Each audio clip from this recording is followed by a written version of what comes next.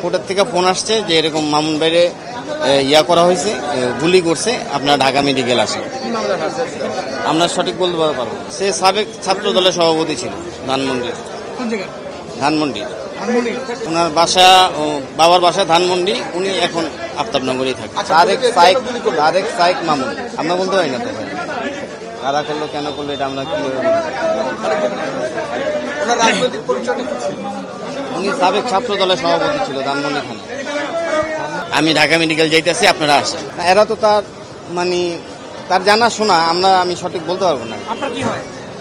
উনি আমার মানে ওনার ওয়াইফ আমার দূর সম্পর্কের বোন। চিত্রনায়ক সোহেল চৌধুরী হত্যা মামলার আসামি।